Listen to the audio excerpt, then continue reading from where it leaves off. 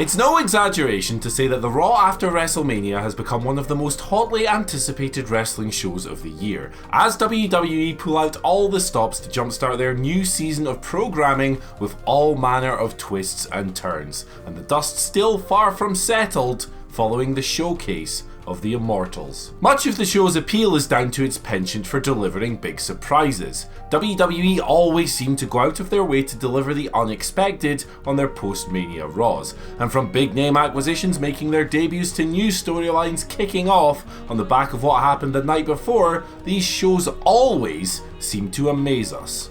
As you can probably tell by my croaky ass voice in this echoey ass hotel room, I'm just back from this year's Post-Mania Raw, which saw The Undertaker making an announced appearance, Sami Zayn's long awaited return, and Lars Sullivan. But were any of them strong enough to make our list? Stay tuned to find out.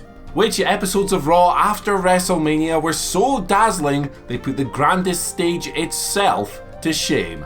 Well, let's have a gander. I'm Andy for What Culture Wrestling, and here are the 10 most shocking things that happened on post-WrestleMania Raws. Number 10. The Rock and John Cena set a date on the 4th of April, 2011. Say what you will about how the 2-year Rock vs John Cena feud turned out in the end, but when the duo announced their first WrestleMania match a full year in advance, it was a big bold move from WWE management, who clearly wanted to evoke the magic of Rock vs Hogan from WrestleMania 18. Now, they didn't quite hit that mark, but the duo naming their date in 2011 was a big shock nonetheless. WWE had never done this so far ahead of time, and while the previous night had seen Rock and Cena collide as part of the latter's main event with The Miz, and the less said about that mess, the better, few expected them to do this. It was once in a lifetime at the People's WrestleMania, Mania 28, in The Rock's Miami, Florida hometown, and it felt like a huge moment. Number 9. Mankind debuts on the 1st of April, 1996. The Post-Mania Raw has always been a great place to debut new wrestlers and gimmicks, so it should come as no surprise to learn that we've included quite a few on our list here. Mankind's was one of the most, troubling. Introduced by the announce team, this deranged, shambling wreck of a man came down the ramp for a match with Bob Holly, putting the former Sparky Plug away with relative ease. So far, so straightforward, but things got pretty intense later in the night. Mankind ambushed the fearsome Undertaker following a win over Bradshaw, battering, abusing and bludgeoning the Phenom in ways fans hadn't yet seen before, setting them up for their iconic feud. A character unlike anything else the fans had ever known was born, and Mankind's debut was so effective that he looked credible against The Undertaker from day one. Number 8. The new DX comes to life, 30th of March, 98. D-Generation X wasn't in great shape heading into this show. Shawn Michaels was out, with Triple H ejecting him from the group after Mike Tyson had cost him the WWE Championship to Steve Austin the night before. The stable was leaderless and low on members and direction, so Hunter took control and immediately refilled the ranks. In came Sean Waltman, who had newly been christened X-Pac, who hadn't been seen in WWE since 1996 and had just been cut loose from WCW.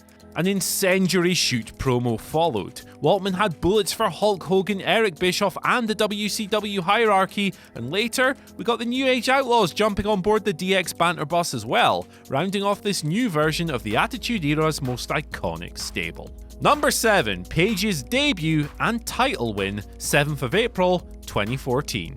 AJ Lee was a stunning 295 days into her WWE Divas title reign on this Post-Mania Raw, and she came out to trumpet her epic reign, having seemingly defeated everyone the division had to offer. Everyone except the reigning NXT Women's Champion, that was.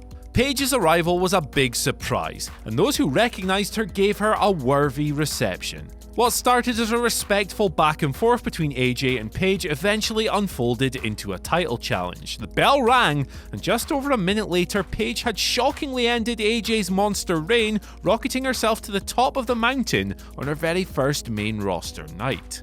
It was a star-making moment for sure, and while the follow-up wasn't ideal, Paige's debut will forever be one of her career's biggest bright spots. But unfortunately, her next Post-Mania Raw surprise wasn't as happy. Number 6, Paige's retirement, the 9th of April, 2018. If Paige's debut was one of the most euphoric Post-Mania Raw moments, this was one of the most depressing, as the then 25-year-old was forced to say goodbye to her pro wrestling career. The former champion was in pieces as she broke the news, confirming that recurring neck problems meant she had been forced to call time on her career before thanking every member of the WWE Women's Division, the fans, and as well as Daniel Bryan and Edge for their support.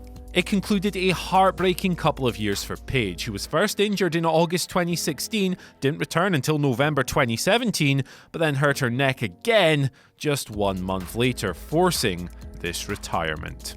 Number 5, the formation of the two-man power trip, 2nd of April, 2001. WrestleMania 17 produced one of the most shocking pay-per-view conclusions ever, as Steve Austin shook hands with the Devil, cementing his alliance with old enemy Vince McMahon and turning heel. It proved a destructive move in more ways than one, but it did lead to the epic formation of the two-man power trip the night after. Triple H was furious. He demanded to know why his supposed ally Vince had aligned himself with Austin, and the response he got was, "Austin was a winner at WrestleMania, and you weren't. Ouch." This led to the game stomping out of the arena like a big pissy baby, but his night was far from over. He returned as Austin faced The Rock in a cage match. It looked like he was going to help Rocky, but no, with his sledgehammer in hand, the cerebral assassin laid waste to the babyface, and the power trip was born, debuting what could have been one of the most memorable heel alliances ever, had Hunter's big stupid quad not torn itself 6 weeks later. Number 4, Linda McMahon announces the brand extension, 18th of March, 2002. Even today, the WWE brand extension remains a divisive topic for the problems it creates, but it has created a stronger sense of parity between Raw and SmackDown, helping the blue brand shake off its old B-show stink. It was originally born in a surprising moment on the post-WrestleMania 18 episode of Raw. Now, this was a weird time for WWE creatively, with the writing team struggling to create any real memorable feuds to go with the ongoing power struggle between Ric Flair and Vince McMahon. Now, WWE's kayfabe board of directors called this particular storyline counterproductive, and thus, Linda McMahon unveiled the brand extension. She announced that wrestlers would become Raw or SmackDown exclusive for the first time ever, and that their new homes would be determined in a draft, setting the blueprint for WWE programming for years to come and sparking mass curiosity as to how it would all pan out. Number 3, Brock Lesnar returns on the 2nd of April, 2012. His struggles with diverticulitis brought Brock Lesnar's MMA career to a disappointing end, following a crushing loss to Alistair Overeem in December 2011. And with the Beast claiming he'd never fight again, well, that was a lie, the path was clear for a big WWE return. Lesnar re-emerged for the first time in 8 years the night after WrestleMania 28. It was a moment that John Cena would love to forget. John and his amazing Technicolor t-shirt hit the ring, and there were chants of "We want Lesnar" from a red-hot crowd. Cena just wanted to congratulate The Rock on his win over the night before, but guess what? He got Brock Lesnar and a biblical arse-kicking instead. A thunderous reception welcomed Lesnar back to the company. A silent killer, he came down to the ring, dropped Cena with an F5, and immediately established himself as the hottest thing in the sport once again, having added an epic return to his awesome debut on the Raw after Mania 10 years prior. Then, 3 years later, he'd have another awesome post-Mania Raw moment as he destroyed literally everyone and everything after losing the WWE title the night before. That's quite the resume. Number 2, Dolph Ziggler cashes in on the 8th of April, 2013. There have been a lot of great Money in the Bank cash-ins over the years, with Seth Rollins at WrestleMania 31 and Edge's at New Year's Revolution 2006 particular highlights, but few were as cathartic or emotional as Dolph Ziggler's on this episode of Raw. It was, to date, the greatest moment of the show-off's career.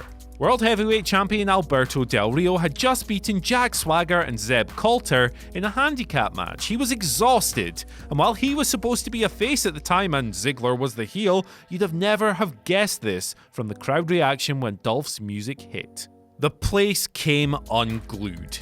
A big cult favourite, Ziggler received an incredible ovation, and this only intensified as he survived a quick scare from Del Rio, countered his way out of the armlock, and hit the zigzag for the 1, 2, 3. It was Ziggler's second World Heavyweight title, and the building exploded as he rolled to his knees in celebration, then shared a big hug with Big E Langston and AJ Lee. If only it had transformed into the long, glorious reign the moment deserved. Concussion issues effectively brought his run to a premature end on his very first pay-per-view defense, but nothing can ever take this moment away from Mr. Ziggler. And at number 1, Goldberg's debut on the 31st of March, 2003. There's no better way to make a wrestling debut than by telling The Rock to go take his face for a piss, but that's essentially what happened when Goldberg debuted in this post-Mania Raw arrival. In one of the best WWE debuts ever, the former WCW star interrupted the Great One in the middle of one of his epic Hollywood Rock heel promos. Rocky was out there claiming he was done. He was telling the audience that this was the last time they would ever see him, but Big Bad Bill had other ideas. The music hit, the cameras cut backstage for that signature entrance, and finally, 2 years after Vince McMahon had bought WCW, Goldberg was in WWE. And the moment's beauty was in its brevity. Uncle Bill kept it simple. He just grabbed the microphone, told Rock, "You're next," and speared the man out of his boots, immediately establishing him as every bit the big deal he was in Ted Turner's promotion. An awesome, awesome moment, particularly as so many fans had long given up on the hope of ever seeing Goldberg in a WWE ring by that point. So that's our list, but what do you think are the most surprising moments to ever happen on the Raw after WrestleMania? Let us know down in the comments below, and once you've done that, don't forget to like, share and subscribe. Then follow us at What Culture WWE and me at Andy H. Murray if you like weird Gangrel jokes. I've been Andy, and I'll see you later.